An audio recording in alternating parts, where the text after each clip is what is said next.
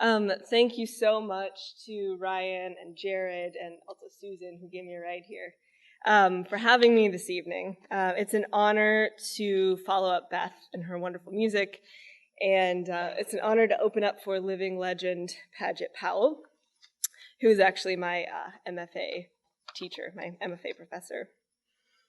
Tonight I'm going to read a story called The Red Hands of the Beet Cook.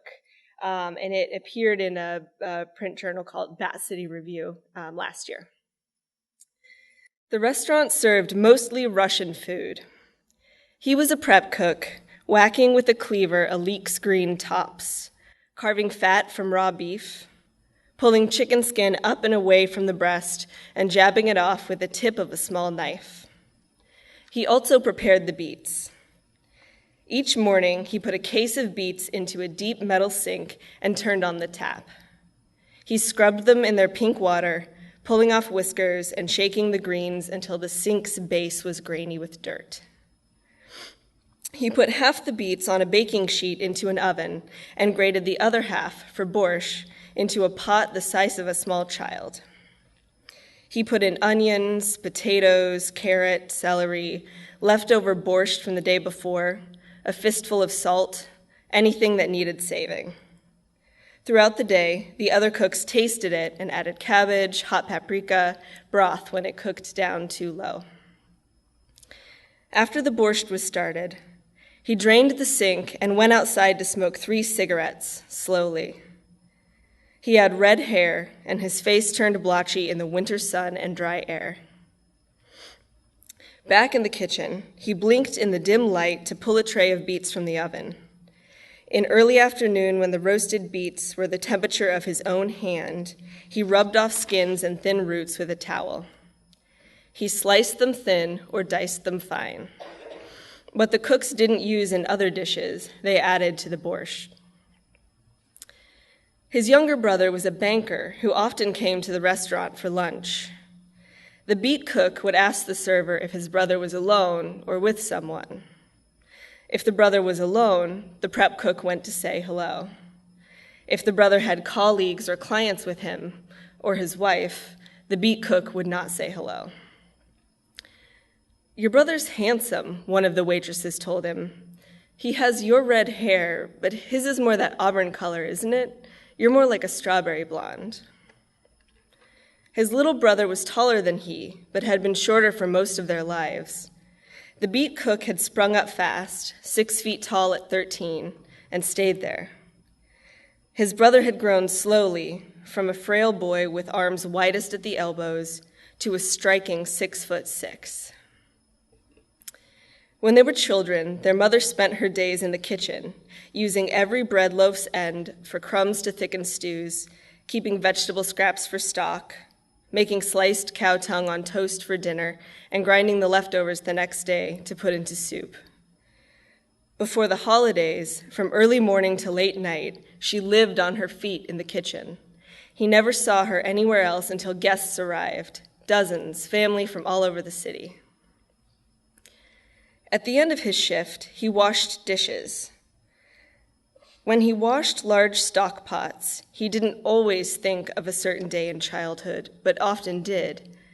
The day after Christmas, his mother had washed pots like these. She laid towels on the floor and set clean pots on them, bottom up, to dry.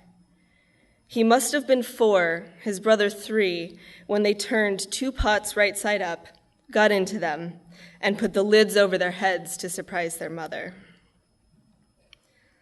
As he sat in his pot, he imagined how it would go. Would she try to pick the pot up and then say, "My, this pot's gotten heavy," and then he could pop up his head and shout, "Gotcha," with the lid resting cockeyed on his head? Or would she simply pluck off his lid so he could smile up at her? Would she go to his brother's pot first? They hadn't talked about how to be found, and now he couldn't ask his brother because their mother was in the kitchen. As a prep cook, having washed pots, he could understand his mother's reaction. He knew it took work to wash such a big pot, and especially in his mother's small sink. But back then, he was so young, he didn't think how it might make a mother angry to see 2 upturned pots, quivering with boys inside them, trying to stifle laughter, knowing she would have to rewash them once the boys were out.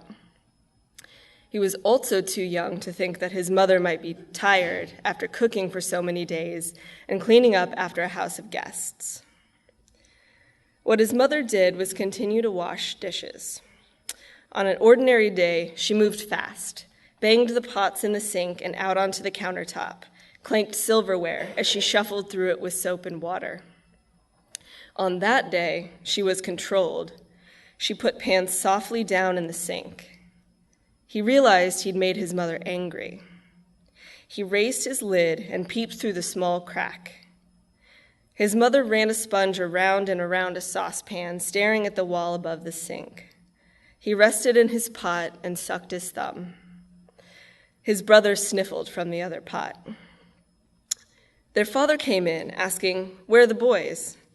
The kitchen was silent, and the mother must have pointed to the pots, because after a moment he felt his pot being lifted, carried.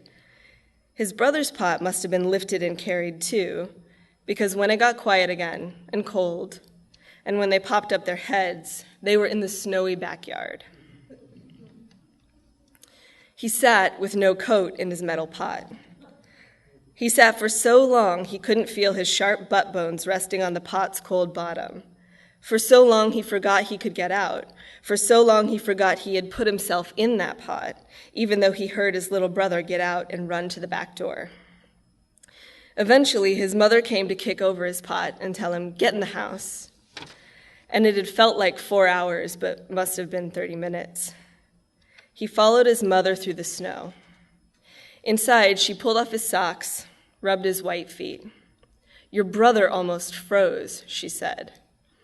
By the time his ears were blazing from being in the cold and then coming into the warm house, she sent him to bed. Today, his brother came late to lunch alone, and a server told him so while he finished up the dishes. He went out to say hello. "Jesus, you look like a murderer," his brother said about his apron. "Take that off. Are you slaughtering a cow?" The beet cook took off his apron. "Beets. I've been butchering beets." He showed his brother his red palms. "It's for the borscht."